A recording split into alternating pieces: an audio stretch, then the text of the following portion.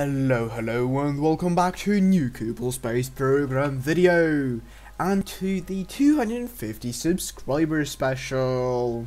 Yes, I know I've already made a 250 subscriber live stream, so in this video we are more or less recapping the entire live stream, aka the mission that I did, or we did, in the live stream now in a video format. So for those of you who weren't able to attend the live stream, you guys can catch up on this video. And this is all post commentary, which is a bit unusual for my regular live stream highlights. But anyways, so as the title suggests, and maybe the thumbnail, yeah, well, anyhow, we are going to Duna with only pre-existing infrastructure and craft that we have already in orbit, or at least in space. So that means we are actually going to start from the Moon with these two kind of crafts that you can see, or you saw earlier, the Polar Gateway space station, which was, like I said, is more or less the interpretation of NASA's gateway around the Moon. So that mission, there is a corresponding link in the top right corner, and the asteroid catcher that you can see here. So first of all, we're going to use now the asteroid catcher and rendezvous with the Polar Gateway space station. Well, the reason being is pretty simple, since first of all, like I said, we are only using pre-existing infrastructure to go to Duna, and for going to Duna first, we do need to have a transfer vehicle, a crew vehicle, and so on and so forth. So the asteroid catcher is the transfer vehicle, so kind of the transfer stage. So on for the rendezvous. First of all, we're going to go into a highly elliptic orbit. There are two reasons. Reason one is for a cheaper plane change that we just performed here to get into the same orbital plane as our target is, and the second reason is because it makes easier to rendezvous as for with the markers. You can see it in just a second. Here we go. Now, once you're more or less one point in your orbit is at the same height as the target orbit, then you can kind of slow down there up until you're in a close orbit and the two intersects are close to each other, and then with some fine-tuning you have a perfect rendezvous. So now we've jumped forward to the rendezvous. Here we have the small the Polar Gateway space station, from where we can detach a moon lander, or just the moon lander, with Valentina and Bill Kerbin aboard. So we have two veteran Kerbals that are coming along for the ride, or let's say it in a different way, their actual mission has been kind of changed and prolonged. So their mission was just staying in the Moon Gateway, more or less, like literally, and heading maybe down to the surface, which was initially planned but never actually done and never recorded.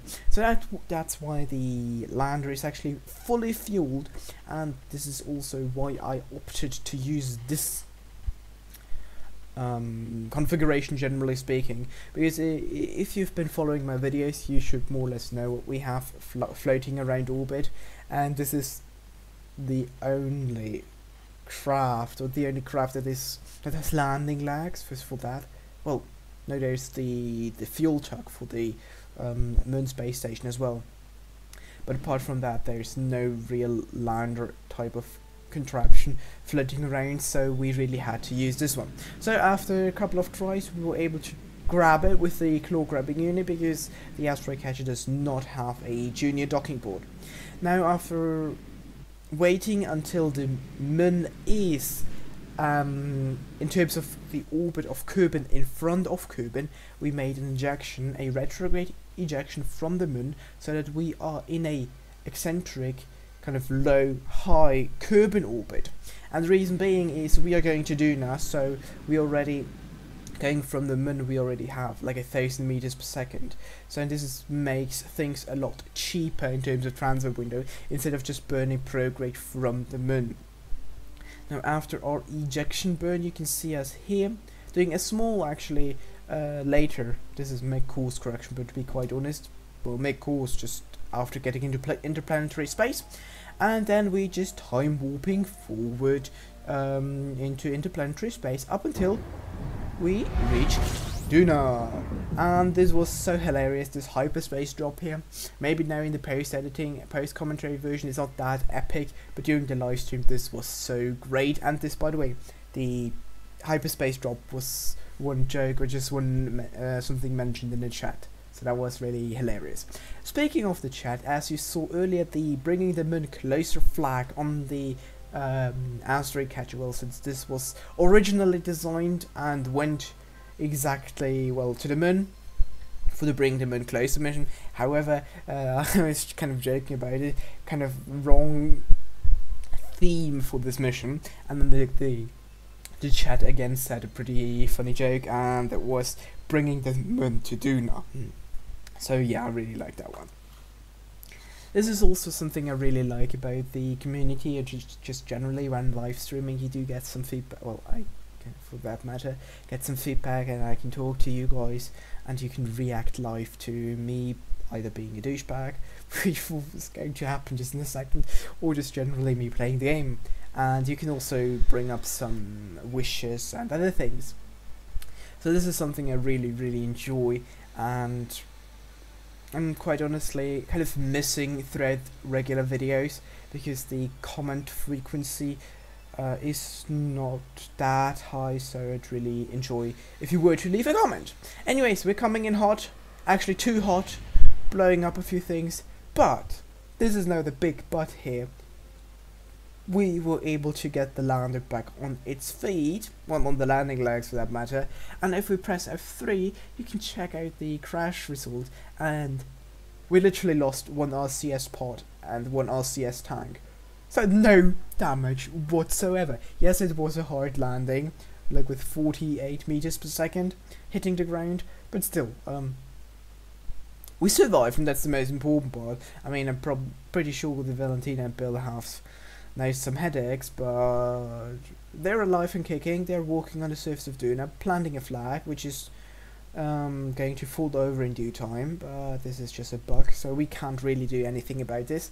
But yes, it is annoying. Then we went with Bill for a small surface exploration there, up to that rock, which is all, well, not obviously, but it is one of the older rocks, so it's just non-existent in terms of physics. And then we board our craft, wait until the mothership or the asteroid catcher is in a suitable position to head back to it, and then we start accelerating towards back towards space. And after some time we start having this roll oscillation, reason being we have no electric charge to keep the SAS active, well, to have any torque, so we're starting to spin out of control, well, spin stabilize, which is literally spin stabilize at this point. So that's why we're going for a slightly less efficient approach in terms of launch profile. We're not going to make a gradual gravity turn, but just going up and then horizontal. Wait, there was one more thing. Let me quickly check my notes. Oh yeah, exactly. So the other thing with this lander is it has a very low thrust to weight ratio, and this was especially during landing a bit an issue. That's why we actually hit the ground so hard.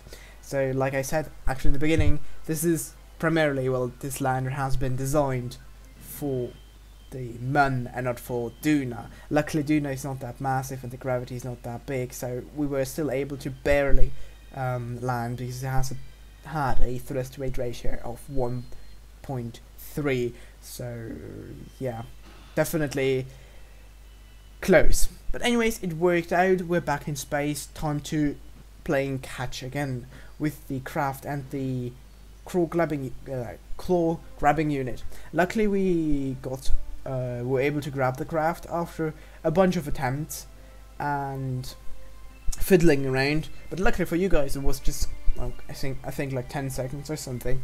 So that's the magic of post editing. Since by the way, the stream in general was kind of in total was 2.5 hours, and now we have a 14-minute long video. So that's pretty good. Of course, most of it is in 4 times regular speed. There are a few sections that were in 8 times, but just very few, like the descent through the atmosphere of Duna, since it's so thin. Well, thin, yeah. Anyways, you saw there me doing a regular transfer burn back to Kerbin. Nothing out the usual kind of, so not too much commentary on that. Now we have arrived at Kerbin, and we are selecting a new target. And well, why are we selecting a new target? If you've paid attention either in this video or in the Aspect Catcher video, again cross promoting, yay! This craft actually, even though we have a capsule, does not have a re-entry vehicle, so we are not able to undock the command module, and even if we could, the command module does not have a heat shield and no parachute, so the crew couldn't survive re-entering that thing. So now, after having again our third rendezvous in this video, I think, space station return, yes, our third rendezvous with the mega space station. This is a video I'm very proud of. So with this space station is really big, large, massive, epic, and the reason why we came here is hidden inside these two big hangar bay doors, and it is the Skyrunner SSTO. So this is a small SSTO only capable of going into low Kerbin orbit with a solid crew capacity, but primarily built for looks. I mean, like for going into low Kerbin orbit and looks. Yes, I think there's nothing really I have to say about the SSTO. If you're interested in the Skyrunner SSTO mission, there is a link in the description, in the top right corner, sorry, in the top right corner as well. I just generally was searching for a nice re-entry vehicle, you know, to get the crew back from the Asteroid Catcher, but first we have to get the crew from the Asteroid Catcher to the SSTO, right? So just using the EVA to bring it over, since we could get both crafts closer to each other, but with the space station in the background still loaded, it's kind of terrible in terms of frame rate. So I think, right, this part is, I think, still not really super fast, but was kind of accelerated to 5 times regular speed. Now we're getting rid of the Asteroid Catcher, throwing it through the re-entry into the water, because that's what the chat decided. Yeah, great reasoning there. So after that, the crew has boarded the SSTO, and like I said, we needed a re-entry vehicle, a vehicle that was capable of getting our crew after quite a long journey to the moon, doing their moon mission, and then to Duna, now finally back to the surface of Kerbin. And as for all SSTO missions, well, yes, all SSTO missions, if possible, I'm aiming for the KSC. And here we're actually after the first attempt, so this is honestly all first attempt, no reloading here.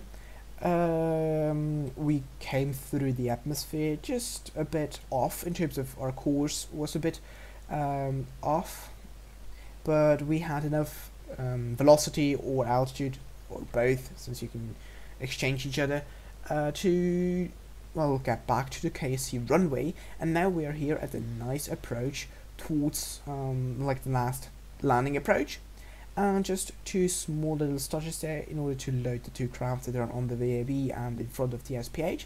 And here we are back at regular time, coming in for a nice and soft touchdown, activating our drogue chute and slowing down until the SSTO gets to a full stop. And with the SSTO just about to stop and have 0 velocity, we are at an end for today's video. So on this note, I hope you have enjoyed this special, and thank you guys a lot for sticking with me and subscribing to the channel. And if you have liked this video, please give it a thumbs up and stay tuned for the next one. Thanks for watching, and until next time, Space Sheep signing out. The apocalypse.